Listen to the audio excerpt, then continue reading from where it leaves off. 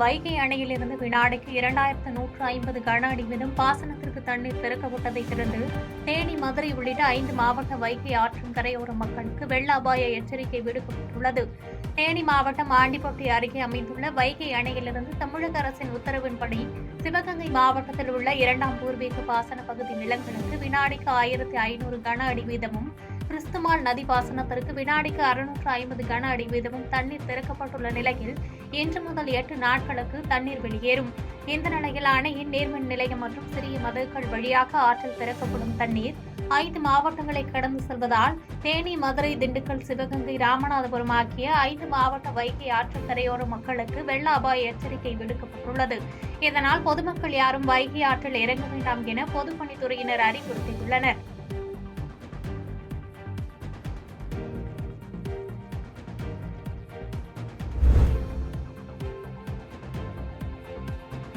தியாகதுர்கம் அருகே அறுவடைக்கு தயாராக இருந்த 500 ஏக்கர் மக்காச்சோளம் மழைநீரில் மூழ்கி சேதமடைந்தது விவசாயிகள் மத்தியில் சோகத்தை ஏற்படுத்தியுள்ளது.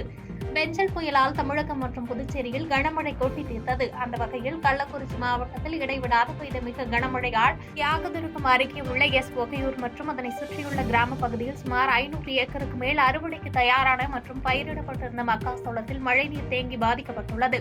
மேலும் இதே நிலை நீடித்தால் மக்காச்சோளம் அழுகும் நிலை ஏற்படும் என்று கூறப்படுகிறது.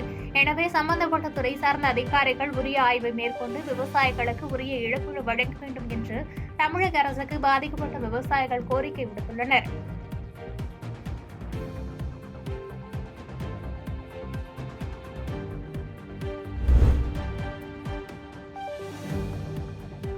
விழுப்புரத்தில் நேற்று இரவு முதல் சூறாவளி காற்றுடன் பெய்த தொடர் மழையால் குடியிருப்பு பகுதியில் தண்ணீர் சூழ்ந்துள்ளது. மேலும் முன்னெச்சரிக்கை நடவடிக்கையாக மின் இணைப்பு தடை செய்யப்பட்டுள்ளது.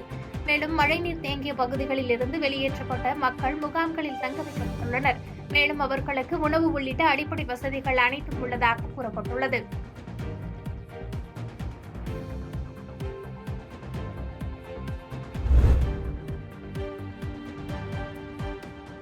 கேபிள் பழுது பார்க்க வந்த நபர் உயர்மின் அழுத்த மின்சாரம் தாக்கி உயிரிழந்த சம்பவம் காஞ்சிபுரத்தில் பரபரப்பை ஏற்படுத்தியுள்ளது.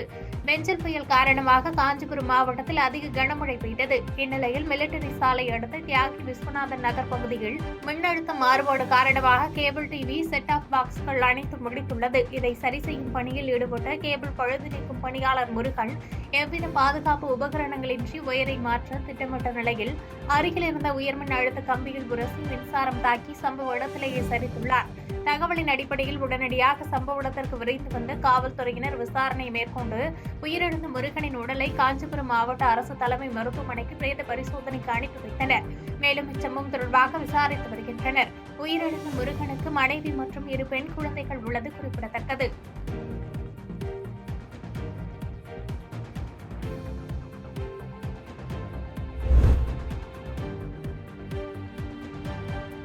பெஞ்சல் புயல் காரணமாக காஞ்சிபுரத்தில் 153 மில்லிமீட்டர் மழை பதிவாகியுள்ளது. மேலும் மழை பொழிவு குறைந்த நிலையில் சென்னையின் குடிநீர் ஆதாரமாக விளங்கும் செம்பரம்பாக்கம் ஏரியின் நீர்வரத்து 5610 கன அடியாக இருந்த நிலையில் தற்போது 4217 கன அடி நீர்வரவாக குறைந்துள்ளது. மேலும் ஏரி மற்றும் ஆற்றங்கரையோரங்களில் உள்ள பழங்குடியின மக்களை பாதுகாக்கும் வகையில் 5 தாலுகாக்களில் இருந்து 701 பேர் வரவழைக்கப்பட்டு 27 தங்கும் முகாம்களில் தங்க வைக்கப்பட்டுள்ளனர். மேலும் காஞ்சிபுரம் மாவட்டத்தில் தங்க வைக்கப்பட்டுள்ள அனைத்து முகாம்களிலும் சிறப்பு மருத்துவ முகாம்களும், இது மட்டுமல்லாமல் பல்வேறு பகுதிகளில் சுகாதாரத்துறை சார்பில் மருத்துவ முகாம்கள் நடைபெற்று வருகிறது.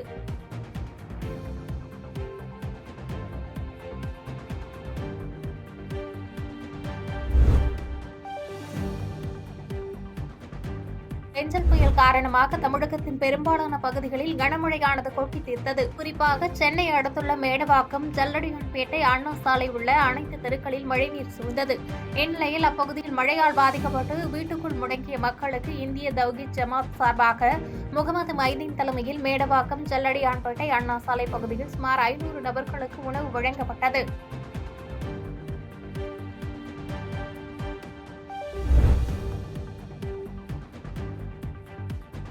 ஓங்கூர் ஆற்றங்கரை உடைந்து மழைநீர் வயல்வெளியில் புகுந்ததால் 100க்கும் மேற்பட்ட ஏக்கரில் பயிர் செய்த நெல் பயிர் நீரில் மூழ்கி சேதமடைந்துள்ளது. செங்கல்பட்டு மாவட்டம் மதுராந்தகம் அடுத்த சூனாம்பேடு அருகே உள்ள புதுப்பட்டு கிராமத்தில் உள்ள ஓங்கூர் ஆற்றில் கனமழை காரணமாக வெள்ளப்பெருக்கு ஏற்பட்ட நிலையில் ஆற்றின் கரை உடைந்து புதுக்கோட்டை கிராமத்தில் வயல்வெளி பகுதியில் வெள்ளம் புகுந்தது.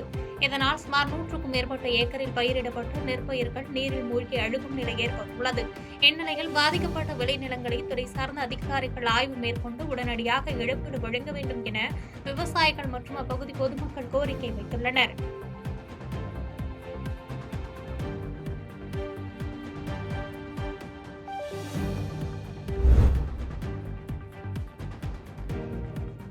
திருக்கழுக்குன்றம் அருகே 40 ஆண்டுகள் பழமை வாய்ந்த பஞ்சமரம் சாய்ந்ததில் வீடு இடிந்து சேதமானது. வெஞ்சல் புயல் காரணமாக வீசிய பலத்த காற்றினால் செங்கல்பட்டு மாவட்டம் திருக்கழுக்குன்றம் ஒன்றியத்திற்குட்பட்ட பூந்தண்டலம் கிராமத்தில் ஏழுமலை என்பவர் வீட்டின் மீது 40 ஆண்டுகள் பழமை வாய்ந்த 2 பெரிய பஞ்சு மரங்கள் சாய்ந்து வீட்டின் ஒரு பகுதி முற்றிலும் இடிந்து சேதமடைந்தது. இதில் வீட்டில் உறங்கிக் கொண்டிருந்த முதியவர் அதிர்ஷ்டவசமாக உயிர் தப்பினார். மேலும் அருகில் கட்டி வைக்கப்பட்டிருந்த பசுமாட்டின் மீது மரம் விழுந்ததில் மாட்டின் கொம்பு உடைந்து கொடுக்காயமடைந்தது. இதைத் தொடர்ந்து சாய்ந்த மரங்களை அகற்றும் பணி நடைபெற்று வரும் நிலையில் அரசு அதிகாரிகள் நேரில் பார்வையிட்டு உரிய இழப்பீடு வழங்க வேண்டும் என கோரிக்கை எழுந்துள்ளது.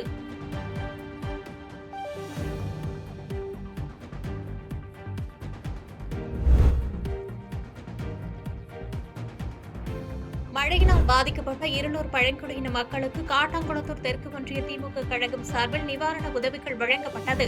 செங்கல்பட்டு மாவட்டம் காட்டாங்குளத்தூர் தெற்கு ஒன்றியம் வீராபுரம் ஊராட்சிக்குட்பட்ட இருளர் பழங்குடியின மக்கள் வசிக்கும் பகுதியில் உள்ள 40க்கும் மேற்பட்ட குடும்பங்களில் உள்ள மக்கள் பெங்கல் புயல் காரணமாக பாதிக்கப்பட்ட நிலையில் அவர்களுக்கு காட்டாங்குளத்தூர் தெற்கு ஒன்றிய திமுக கழகம் சார்பில் உணவு வழங்கப்பட்டது.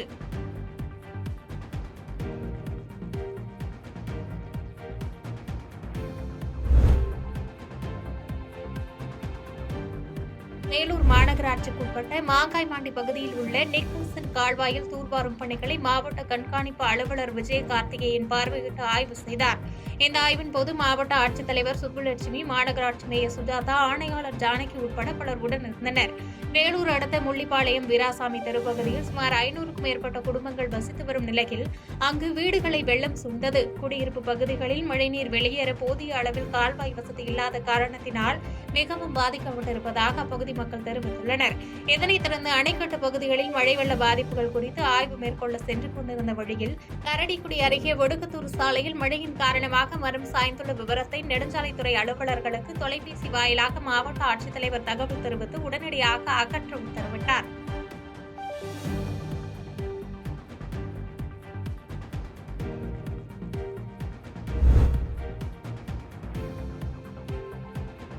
வேலூர் மாவட்டம் காட்பாடி வள்ளிமலை சாலையில் மழைநீருடன் கழிவுநீர் கலந்து வெளியேறியதால் பேருந்து நிறுத்தம் குளம் போன்று காட்சியளிக்கிறது. இதனால் பொதுமக்களும் வாகன ஓட்டிகளும் பேருந்து பயணிகளும் கடும் சிரமத்திற்கு ஆளாகினர். இந்த நிலையில் நோய் தொற்று அபாயம் ஏற்படுவதற்கு முன்பு உடனடியாக நெடுஞ்சாலைத்துறையினர் கழிவுநீர் கால்வாயை போர்க்கால அடிப்படையில் தூர்வாரி அகற்ற வேண்டும் என்று அப்பகுதி மக்கள் கோரிக்கை வைத்துள்ளனர்.